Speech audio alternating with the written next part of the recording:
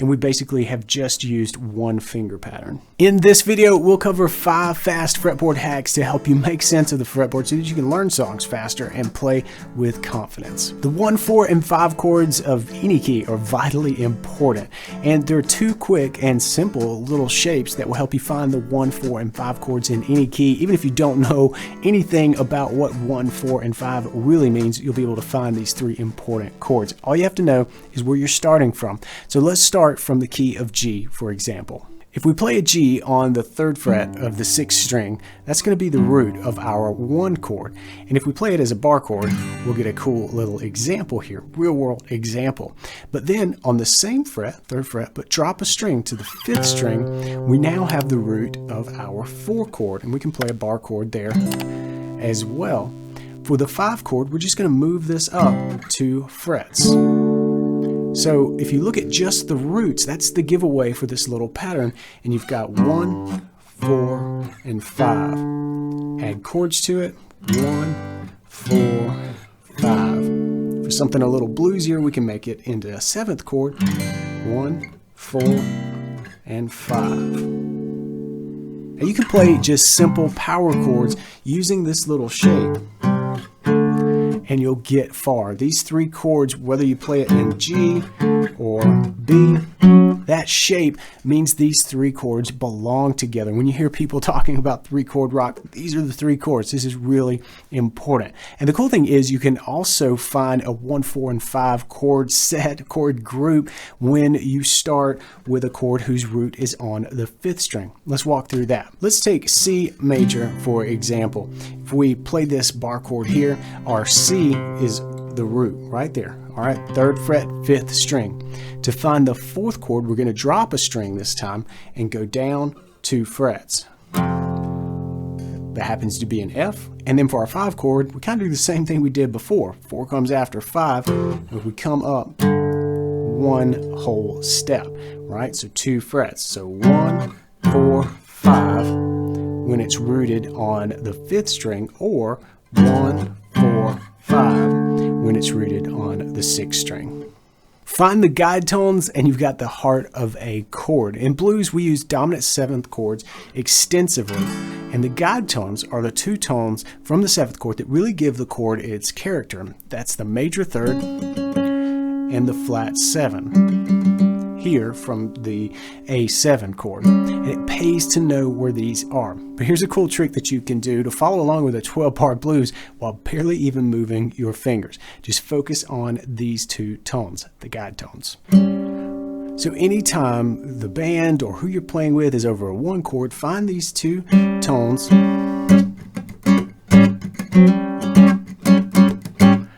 and just chug along. It's a good place to kind of find some ground and still belong to the music. You don't have to be flying up and down the fretboard or getting lost. This is kind of a really good grounding technique, especially if you're jamming to something you've never heard before. It's kind of a safe zone, right? But the cool thing is we can move to the 4 chord. Remember we talked about 1, 4, and 5? Well, in the key of A, that's here, 1, 4, 5. That shape should look familiar to you from the last hack. And here's our guide tone. But what's cool is that for the 4 chord guide tone, we simply move this back. And it kind of comes from this shape. Or even if we play a D9 here, notice those 2 tones are right there. But what we can do is just strip it all away and just move down a fret. Now, if you're familiar with the intervals, you're going to realize that this is the major 3rd, and then this is the flat 7. Right? So they kind of flipped each other when we changed the context, when we changed the chord. All right, so the cool thing is we could also come up to here. We're now kind of thinking E, that is the, we're not kind of thinking, we are thinking. This is the major 3rd of E, and this is the flat 7. But we really just need these 2 guide tones. We can get away with a whole lot just from chugging along on these.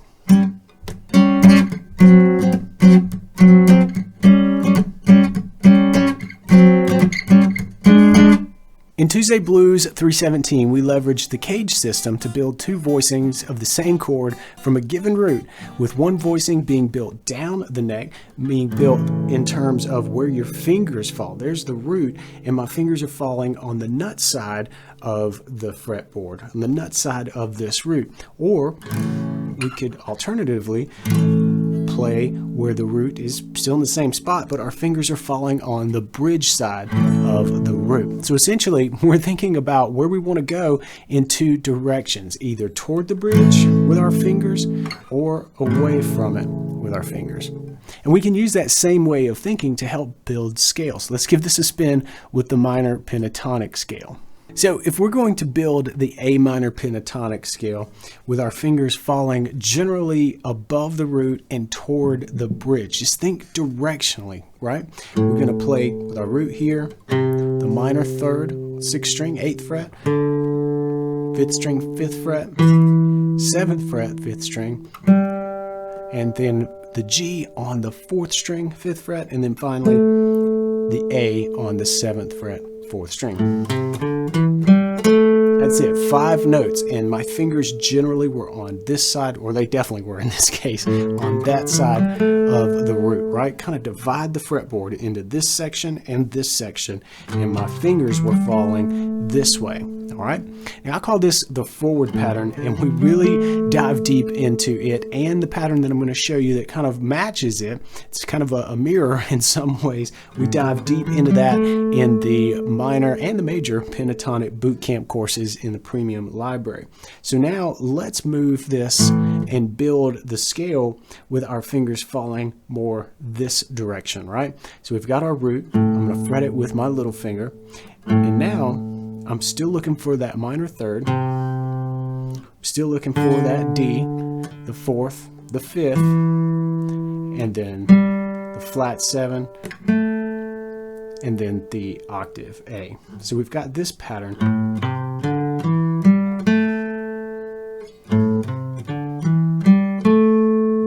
They're kind of two different sides of the same coin here. And the idea here is to know both so that you've got some options. If you think about it, you can play the minor pentatonic scale all the way down here, knowing this sort of forward pattern. And by the way, I call this one the backward pattern. And you've covered some ground, right? You've covered a chunk of the fretboard in the A minor pentatonic scale world just by viewing this little pattern. Memorize this, know this, and know this. The reason is that this really becomes incredibly useful, and this is what we really get into in the course, because we can move that around. You just start from the root. So here's an A. I can do the same thing. I can go this way from the root, or I can go this way from the root. Now notice that when I got to the 2nd string, I shifted up. That's to accommodate for the tuning interval of the 2nd string. Right? If we just keep the pattern strictly as it was here, doesn't sound right. We've got to make that shift. So there's the forward pattern, and here's the backward pattern. It's the same thing. Again, remember, we're going to have to shift when we get to the 2nd string.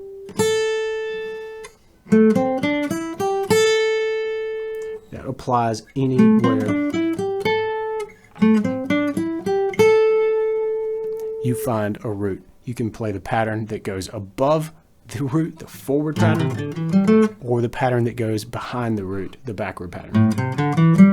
I really like thinking this way about scales because we can kind of stop thinking about the scale as just these big boxy patterns that really just help us get lost, and we won't really use that pattern in real life. But now we can boil them down into just 5 notes. It's really what the scale is all about anyway, and we can place the 5-note pattern either falling above the finger that's rooted. So we've got the bridge direction. Again, I call that the forward pattern, or here, going this way, and we've got the backward pattern. And of course, remember, we've got to keep in mind what we do. We've got to adjust up when we cross that pesky 2nd string. Again, we dive deep into this in the major and minor pentatonic bootcamp courses in BGI's premium membership if you're interested in taking this idea further. Each major key has a relative minor key that contains the exact same set of notes, and you can find the relative minor key by finding the 6th scale degree of the key that you're working in. So in C, we can count up C, D, E, F, G, A would be the 6, 1, 2, 3, 4, 5, 6, and that is an A note. So C major and A minor share the exact same notes. Now the cool thing is you can go the other way. From A minor, you count up to the 3rd tone in the scale, and you've got the relative major. Same. So if you know your A minor pentatonic scale, you automatically know your C major pentatonic scale. Just make sure that you know where the root is.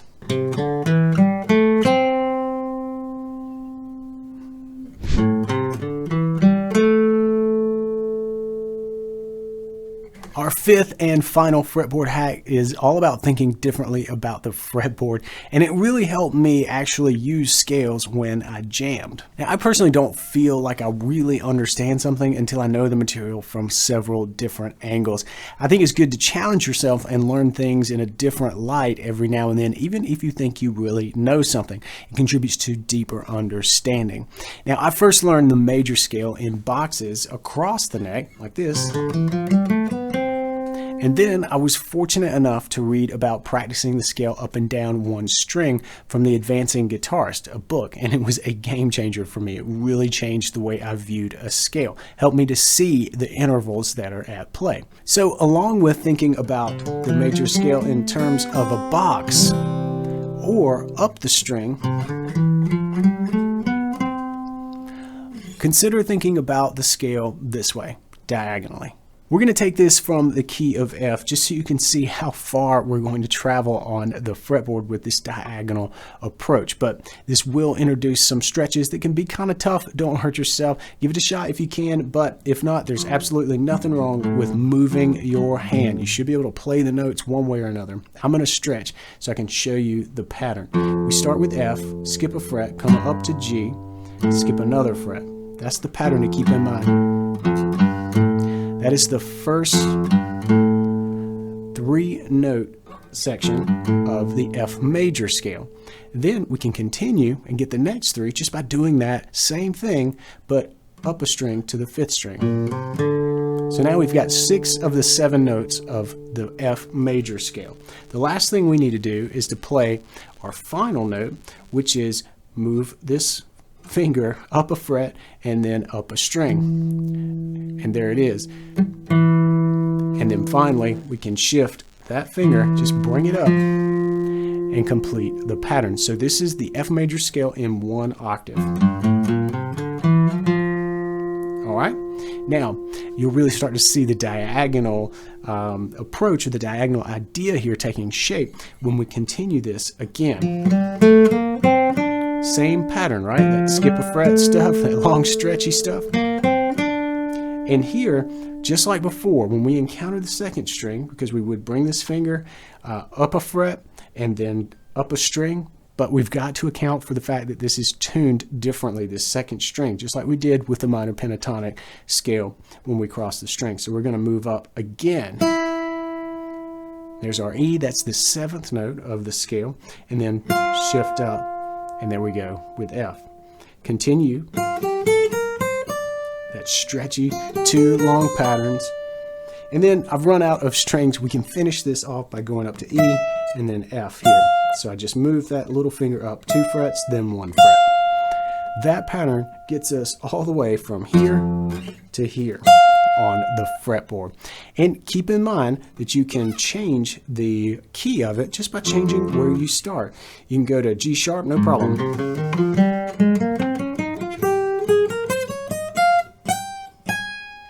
All right, I'm running out of fretboard room here as well, but you get the idea. You can cover a whole lot of the fretboard just using this diagonal pattern.